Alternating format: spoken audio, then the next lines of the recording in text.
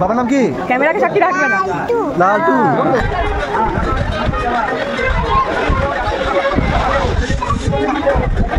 মাথায় সোনার মুকুট পরেছে, দেখেছো কত পয়সা, কত পয়সা, সোনার মুকুট পরে বসে আছে। হ্যালো এভরিওয়ান, কেমন আছো সবাই? অনেকগুলো দিন পরে চলে এসেছি আবার একটা নতুন ব্লগ নিয়ে। এত সেজেগুজে কোথায় যাচ্ছি বলো তো? কোথায় যাচ্ছি? অ্যাকচুয়ালি সেদিন ছিল রেমালের তাণ্ডব সকাল থেকে, আর বিকেলে ছিল আমাদের শ্বশুর বাড়ির ফ্যামিলির একটা ফাংশন। কি অ্যাকচুয়ালি ফাংশন সেটা একটু পরেই ভেন্যুতে গেলে আমরা জানতে পারবো। এখানে সাহেব আমাকে নিতে চলে এসছে, আর ভেন্যুটা ছিল আমার মা যে বাড়িতে থাকে তার থেকে একদমই কাছে। টুপটাপ বৃষ্টিতে ভিজতে ভিজতে ফাইনালি আমরা ভেন্যুতে চলে এসেছি। এখানে গাড়িটা পার্ক করে ভিতরে যাব। সবাই মোটামুটি সকাল থেকেই চলে এসেছে। আমরা কেন আসতে পারিনি তোমাদের নেক্সট ব্লগে খুব তাড়াতাড়ি আমরা জানাবো। তো এখানে ভিতরে ঢোকার পর দেখি মেজো মামি রয়েছে, মেজো মামির ছেলে রয়েছে, মাসির ছেলে রয়েছে, মা, মলি, শ্রাবণী, মাসিমণি সবাই রয়েছে। আর স্টেজে রয়েছে আয়ুষ্মান। আয়ুষ্মানের 5th অফ বার্থডে সেলিব্রেশন ছিল। আয়ুষ্মান হচ্ছে শ্রাবণীর ছেলে। শ্রাবণীকে তোমরা এর আগে আমার অনেক ব্লগে দেখেছো।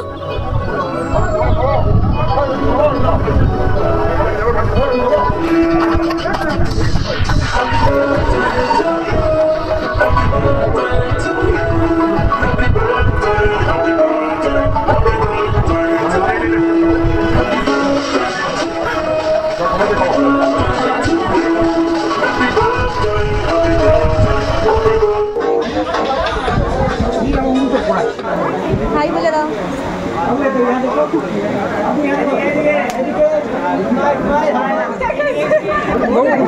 বাবার নাম কি বাবু?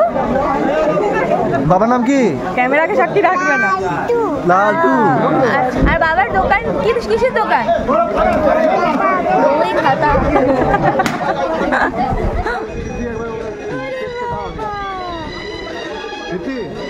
এই যে সোনামা হচ্ছে আমাদের পরিবারের নতুন সদস্য। সেই দিন অনুষ্ঠানে আসার পর থেকে এত ঘুমাচ্ছিল, সবাই আমরা ওয়েট করেছিলাম কখন উঠবে আর একটু আদর করব। এখানে স্টেজে উঠে পড়েছি আয়ুষকে কেক খাওয়ানোর জন্য।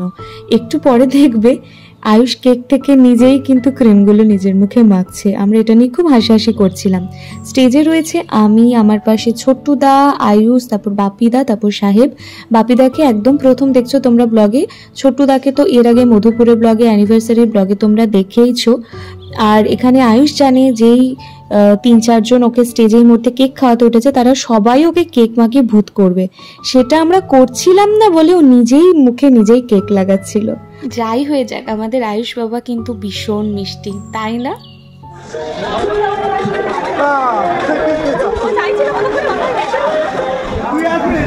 আজকে মলি বলেছে কেন ব্লগ হচ্ছে না? ব্লগ হচ্ছে, ভয়েস ওভার যাবে। নিশানানি পরপরানি। আর এখানে এক হয়েছি আমি, শুধু ফ্যানের সামনে বসে পড়ছিলাম হাওয়া খাওয়ার জন্য। এখানে দেখো সমস্ত ভাই বোনরা রয়েছে, সবাই নেই, কিছু কিছু জন আছে।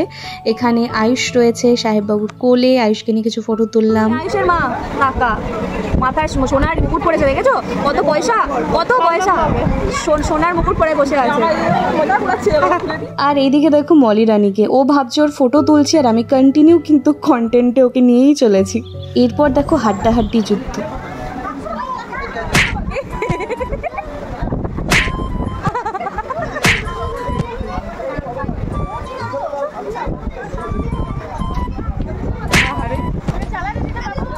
কেমন হাসলে বলো তো এদের ফাইটিং দেখে? সামনে বসে আমরা যে লেভেলের হাসছিলাম আর যা মজা নিচ্ছিলাম কি বলবো, কিন্তু কষ্টও লাগছিল। দুটো গুড়ি গুড়ি বাচ্চার যুদ্ধটা কে নিয়ে জানো? এই সাইকেলটা নিয়ে। সাইকেলটা আয়ুষ বার্থডেতে পেয়েছে, আর ছোট পুটকাইটা সেই সাইকেলটা চালাবে। তো কে চালাবে, কে ধরবে, এই নিয়ে ওদের মধ্যে ফাইটিং হলো। তারপর চলে গেলাম ডিনার করতে।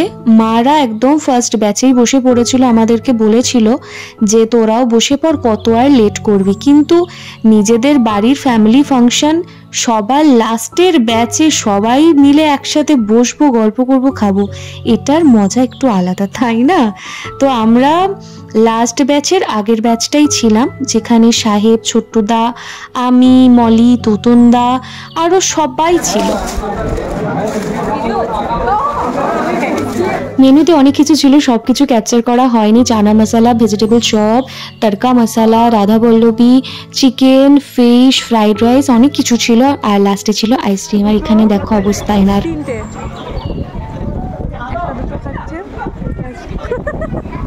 ডিনার শেষে সবাই বাড়ি ফেরার জন্য যখন প্রস্তুত, তখন আমি একটু ফ্যানের সামনে বসে হাওয়া খেয়ে নিলাম।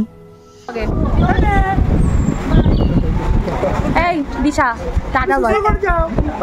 তুমি যাও মাসি, টাটা বলো।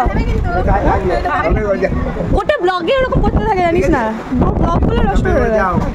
সবাই বাড়ি চলে যাচ্ছে আস্তে আস্তে। কোনো অনুষ্ঠান আসবেই ভালো লাগে, তাই না? অনুষ্ঠানটা চলে এলে যেন হঠাৎ করে চলে যায়। আর চলে যাওয়ার সময় সবাইকে টাটা বাই, আবার সি ইউ সুন, মানে এটা বলতেই যেন মন খারাপ লাগে। ওয়েট করে থাকি আবার কখন একটা ফ্যামিলি ফাংশন হবে আর সবার সাথে দেখা হবে। সবাই বাড়ি চলে গেল, মা মাসিদের বৌদিদের সবাইকে টোটোতে তুলে দিলাম। সাহেব গেল মাসিকে ছাড়তে।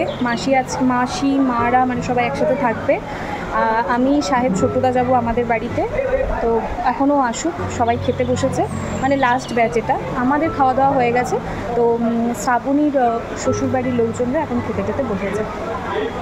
বাড়ি ফেরার আগে সাহেব বলল, অনেক তো মোমেন্ট ক্যাপচার করলে, এবার সব থেকে সুন্দর মোমেন্টটা ক্যাপচার করো, আর ভিউটা জাস্ট দেখো। তো চলে গেলাম ওর সাথে ছাদে, আর ছাদ থেকে চারপাশটা কি অপূর্ব লাগছিল। তারপর আমি আর সাহেব দুজনে বাড়ি ফিরে গেলাম। আর প্রচণ্ড গরম লাগছিল, মানে সেদিন থাকা যাচ্ছিল না। রেমাল হলো কি, ঝড় হলো কি, বৃষ্টি হলো, সেই গরম। বাড়িতে এসে আমি, মা আর সাহেব তিনজনেই ছাদে চলে গেলাম।